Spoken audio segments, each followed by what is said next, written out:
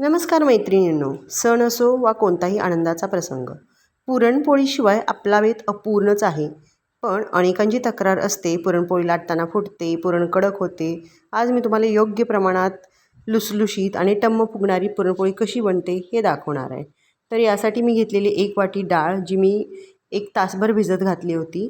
ती स्वच्छ धुवून मी भिजत घातली होती आणि आता तीच डाळ आपण आता कुकरमध्ये घालून शिजवणार आहोत. तर त्यासाठी मी कुकरमध्ये पाणी ॲड केलेलं आहे. थोडीशी 1 पाव चमचा हळद आणि चिमूटभर मीठ पण ॲड करायचं, कारण गोडाच्या पदार्थाला थोडंसं मीठ असेल तर तो पदार्थ अतिशय उत्कृष्ट बनतो. आणि ते कुकरमधलं जे आता आपण जे शिजवणार आहोत ते उतू नाही जावे म्हणून थोडंसं तेल पण घालायचं. आणि त्यामुळं जे आता आपण पुरणपोळी शिजवताना जी डाळ शिजवतो त्या डाळीचं पाणी जे आहे ते आपण काढतो, तर ते पाणी जे आहे ते आपण कटाची आमटी करण्यासाठी वापरतो. तर त्याला पण उत्कृष्ट चव येते त्यामुळे. तर आता ही मी डाळ शिजत घातलेली आहे आणि हिला 2 शिट्ट्या करून घेणार आहे, कारण ऑलरेडी ती 1 तासभर भिजलेली डाळ आहे. तर आता 2 शिट्ट्यानंतर आता ही डाळ आपली छान गरगरीत शिजलेली आहे. मी आता काढून दाखवते तुम्हाला. तर छान शिजलेली आहे, अगदी मऊसूत अशी. खूप अशी गिरगीट पण नाही झालेली आणि मस्त छान कुठंही कच्ची नाही राहिलेली. तर आता आपण यातलं जे पाणी आहे, म्हणजे ज्याला आपण एळवणी असं म्हणतो ग्रामीण भाषेमध्ये, तर ते एळवणी ज्याची कटाची आमटी बनवली जाते ते काढून घेणार आहोत. तर चाळणीवरती मी ही डाळ काढून घेतलेली आहे आणि चाळणीतून खाली ते एळवणी खाली मिळालेलं आहे मला, ज्याची मी आमटी बनवू शकते. तर आता ही जी मी एकच वाटी डाळ घेतलेली होती, तर 1 वाटी डाळीचं आता आपण पुरण बनवायला घेणार आहोत.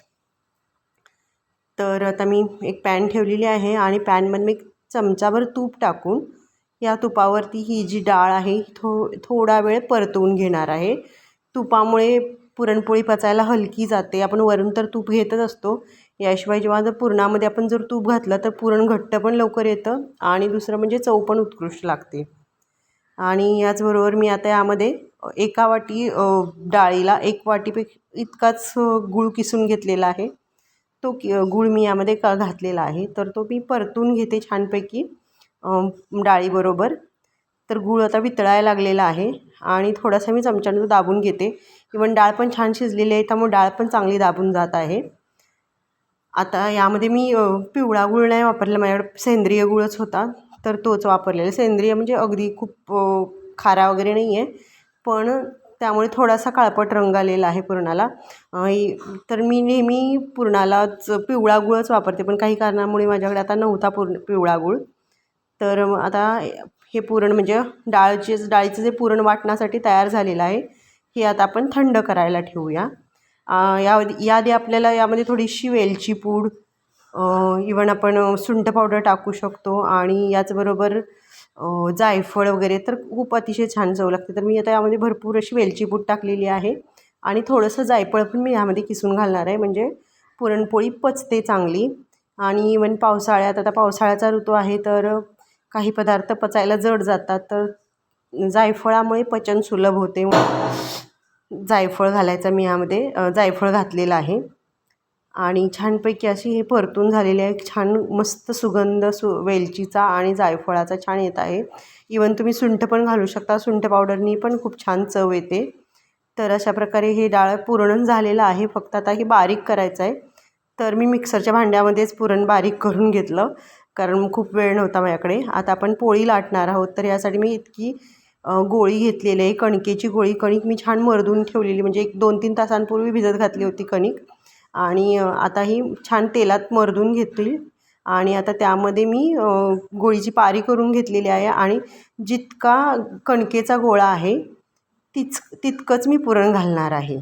आता हे पुरण बाहेर येऊ नये यासाठी काय करायचं, तर जेव्हा मी गोळा बनवते, तेव्हा गोळा बनवतानाच काठांमध्ये, म्हणजे कडेला जाईल अशा प्रकारे ते पुरण, हे बघा मी एका बोटाने सरकवत आहे. अजून थोडंसं मी पुरण त्यामध्ये ॲड केलं आहे आणि कडेला जाईल अशा प्रकारे आपण ते पुरण घालायचं आहे. आणि गोळावरचा छान असा वरती मस्तपैकी मिटवून घ्यायचा आहे, जेणेकरून पोटामध्ये पोळी फुटणार नाही. थोडासा वरती असा मोदकासारखा राहतो, तर तो चपटा करून घ्यायचा आणि आत्ताच दाबून घ्यायचं थोडं, जेणेकरून ना सगळ्या भागात ते पुरण पसरून जाईल. त्यामुळे काठांमध्येही पुरण गेलंच पाहिजे. असं म्हणतात की काठांपर्यंत पुरण पसरलं तरच ही सुगरणीची पोळी आहे. आणि अजून एक दुसरी म्हण आहे पोळीच्या, की पोळी लाटावी काठात आणि नवरी बघावी ओठात. तर तशीच पोळी काठात छानपैकी लाटून घ्यायची आहे. सरसर सरसर कणिक आणि तुमचं पुरण जर व्यवस्थित झालं असेल तर पोळी तुमची कधीच फुटणार नाही आणि उत्तम प्रकार. तोपर्यंत मी तवा तापत ठेवलेला आहे आणि तवा तापत ठेवला. जेव्हा मी गोळ्या बनवायला घेतले तेव्हाच तवा तापायला ठेवलेला होता आणि मी तव्यावर थोडंसं तेल सोडून घेतलेलं आहे. आता कोणी कोणी फक्त म्हणतात की एकाच बाजूनी पोळी लाटायची, पण दोन्ही बाजूनी लाटली ना तर पुरण एकाच बाजूला फक्त चिकटत नाही आणि छान लुसलुशीत पण होते पोळी. तर काठांमध्येच लाटावी लागतं, कारण जेव्हा मी गोल गोल सुरुवातीला फिरवली तेव्हा मधला भाग लाटून झालेला असतो आणि काठ उत्तम असतील ना पोळीचे तर पोळी दिसायला नाजूक आणि सुंदर आणि लुसलुशीत पण होते. तर दोन्ही बाजूनी तुम्ही लाटा. खूप वेळा आलटून पालटून नको, पण एकदा ते दोनदा तुम्ही आलटून पालटून लाटू शकता आणि काठामध्ये हळूवार लाटणं फिरवा, म्हणजे पोळी फाटणार नाही किंवा काठामध्ये पुरण जाण्यापासून राहणार नाही, तर पुरण काठापर्यंत पोहोचेल तुमच्या. अशा प्रकारे ही पोळी लाटून झालेली आहे आणि आता आपण शेकून घेणार आहोत, पोळी भाजून घेणार आहोत. बघा किती सुंदर छान पोळी झालेली आहे. आणि कुणी कुणी गव्हाच्या पिठामध्ये पण जेव्हा कणिक मळतात त्यामध्ये पण हळद घालतात, पण आमच्याकडे नाही घालत. आम्ही फक्त पुरणामध्येच हळद घालतो.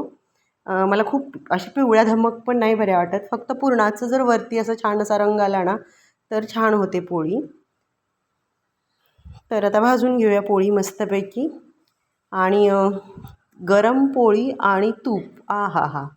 म्हणजे आम्ही जेव्हा लहान होतो तर आमच्याही पोळ्या झाल्या की गरम सर्वांनाच अशा ताटात वाढून त्यावर तूप घालून जेव्हा गरम आहे तेव्हाच द्यायची. तर ती चव अजूनही आमच्या ओठावरती रेंगाळत आहे.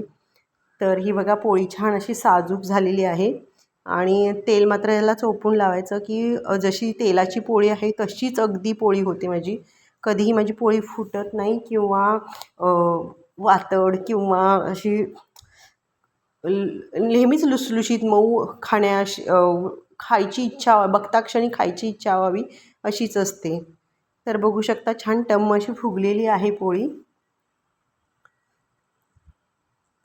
तर कोणाकोणाला पुरणपोळी आवडते, तुम्ही कोणत्या पद्धतीने पुरणपोळी बनवता नक्कीच कमेंटवर करून सांगा. तुमच्या भागात कशा प्रकारचे पुरणपोळी. काही भागांमध्ये इवन तुरीच्या डाळीचं पुरण पण करून पुरणपोळी बनवतात. तर आपल्या महाराष्ट्रीयन पद्धतीमध्ये आपण हरभऱ्याच्या डाळीचंच पुरण बनवतो. तर अशी लुसलुशीत आणि छान पोळी बघू शकता तुम्ही तयार झालेली आहे. तर आता यावरती तुपाची धार टाकून आपण